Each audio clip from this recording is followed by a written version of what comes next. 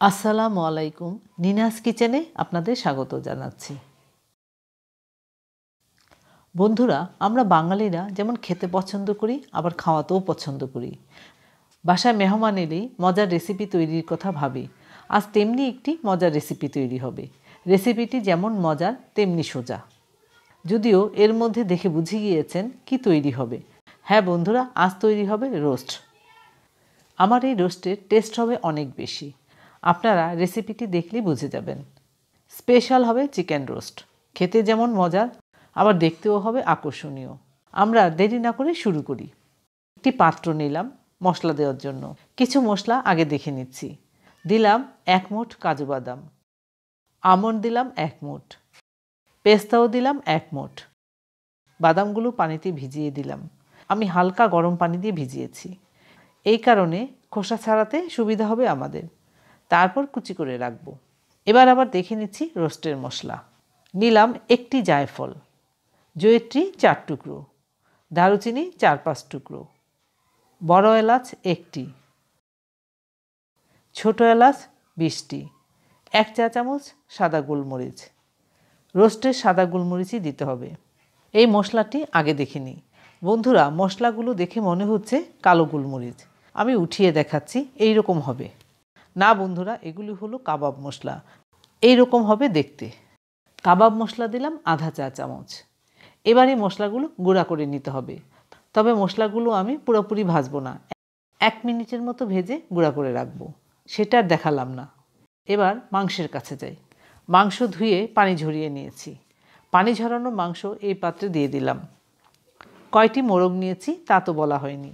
আমি কক মোরগ নিয়েছি 5টি, 700 গ্রামের মতো ওজন হবে। একটি মোরগ 4 পিস করেছি। 1 টেবিল চামচের মতো লবণ দিলাম। ভালো করে মেখে নিচ্ছি। মাখা হলে 10 মিনিট রেখে দিতে হবে। মাংসে লবণ মাখা হলো, রেখে দিচ্ছি। এর মধ্যে 10 মিনিট পার হয়েছে। আবারও মাংসগুলো ধুয়ে পাত্রে নিচ্ছি। একটি গুরুত্বপূর্ণ কথা বলছি। মাংস তো ধোয়া হলো, তারপর 10 মিনিট পানিতে ভিজিয়ে ঝরিয়ে নিতে হবে, তবে লবণ মাখার আগে। দিলাম টক দই 1 কাপ। টক দই আমি ফেটিয়ে নিয়েছি। লবণ দিলাম 2 চা চামচের মতো। লবণ যার যার টেস্ট অনুযায়ী দেওয়া ভালো। আরও দিলাম আদা আর রসুন বাটা 1/4 কাপ। আদা রসুন একসাথে বেটে নিয়েছি। 2 টেবিল চামচ পেঁয়াজ ভাজা দিলাম। দিচ্ছি সেই রোস্টের মশলা, গুঁড়া করে নিয়েছি।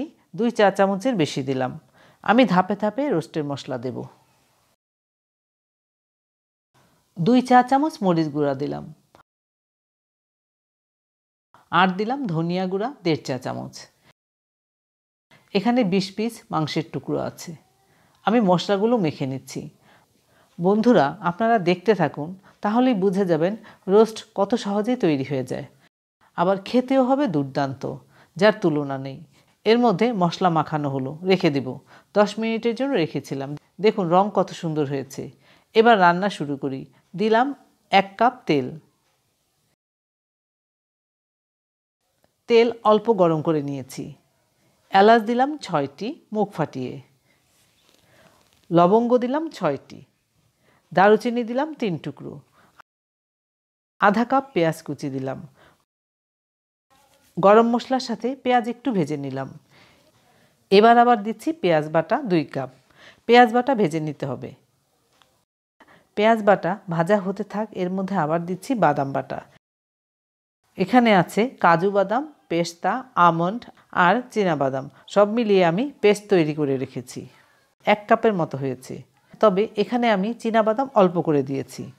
বাদাম বাটা দেওয়াতে রোস্টের টেস্ট বাড়িয়ে দিবে। এখানে দিলাম ঘন করা তরল দুধ 1 কাপ। আমি 2 কাপ তরল দুধ 1 কাপ করে নিয়েছি। তবে আপনারা চাইলে পাউডার দুধও দিতে পারেন গুলিয়ে। একসময় খুব ভাবনা হতো রোস্ট তৈরি হবে কিভাবে না ভেজে। না বন্ধুরা, আমার এই রোস্ট ভাজা হবে না, শুধু দেখতে থাকুন। লবণ দিলাম অল্প করে। চুলার আঁচ মাঝামাঝি চেয়েও কমিয়ে মশলা কষাতে হবে। আবারও দিলাম অল্প করে জায়ফল জয়িত্রী বাটা। এখানে আধা কাপের মতো ঘি আছে, পুরোটাই লাগবে।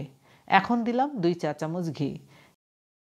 ঘি দিয়ে নাড়ছি আর ঘ্রাণ পাচ্ছি অসাধারণ। সাথে দিলাম পেঁয়াজ ভাজা 2 টেবিল চামচ, তাতে আরও ঘ্রাণ বাড়িয়ে দিল। পেঁয়াজ ভাজা অল্প অল্প করে দিলে ঘ্রাণ সুন্দর হবে, তবে আপনাদের কাছে ঝামেলার মনে হলে একবারও দিয়ে দিতে পারেন। মশলার কাঁচা ঘ্রাণ ছিল চলে গিয়েছে, মশলা থেকে খুব সুন্দর ঘ্রাণ পাওয়া যাচ্ছে। বন্ধুরা, আমি রোস্টের যে মশলা তৈরি করেছিলাম তা আগে দেখানো হয়নি, কীরকম হয়েছে।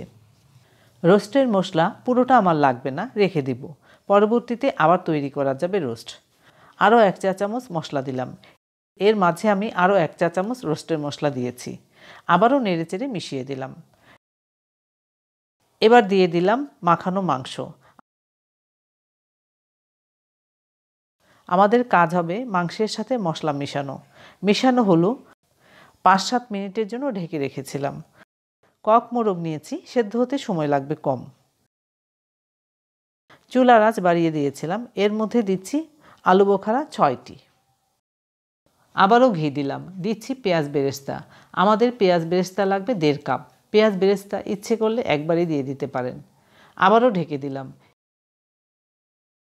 এই পাত্রে নিলাম গোলাপ জল 1 টেবিল চামচ, কেওড়া জল নিলাম 2 চা চামচ। এর মধ্যে আরও দিচ্ছি 2 চা চামচ চিনি। 10 মিনিট পর ফিরলাম।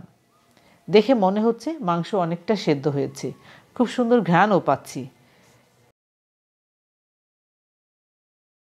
ঝোলও ঘন হয়ে এসছে। হ্যাঁ বন্ধুরা, মাংস সেদ্ধ হয়েছে, বেশি সেদ্ধ করে ফেলবো না, বেশি সেদ্ধ করে ফেললে ছুটে যাবে। দিলাম সেই গোলাপ জল, কেওড়া জল আর চিনি। আরও দিচ্ছি 15-20টির মতো কাঁচামরিচ। সেই বাদামগুলো ভিজিয়ে রেখেছিলাম, কুচি করে রেখেছি, দিয়ে দিলাম। দিলাম সেই অবশিষ্ট ঘিটুকু। দিলাম বাকি পেঁয়াজ বেরেস্তা। এবার দমে দিলাম 5 মিনিটের জন্য। দমে রাখতে হবে, এই মশলাগুলোর ঘ্রাণ মাংসের সাথে খুব সুন্দরভাবে মিশে যাবে। ঢাকা উঠানোর সাথে সাথে ঘ্রাণ ছড়িয়ে গেল চারপাশে। স্পেশাল রোস্ট বলে কথা, আপনারা চাইলে জর্দার রং দিতে পারেন। মাংস সেদ্ধ এমনভাবে করেছি হাত দিয়ে সহজে ছুটিয়ে নেওয়া যাবে, অথচ ভেঙে যাবে না। বন্ধুরা, এখন আর ভাবতে হবে না অনেক মেহমান এলে রোস্ট তৈরি হবে কিভাবে। শুধু মশলাগুলো একটু গুছিয়ে নিলেই হবে। রোস্ট রান্না হতে সময়ই লাগবে না। তখন আপনারাই বলবেন রোস্ট রান্না এত সহজ। পোলাও দিয়ে অসাধারণ লাগবে। স্পেশাল মশলায় স্পেশাল রোস্ট তৈরি করে নিলাম।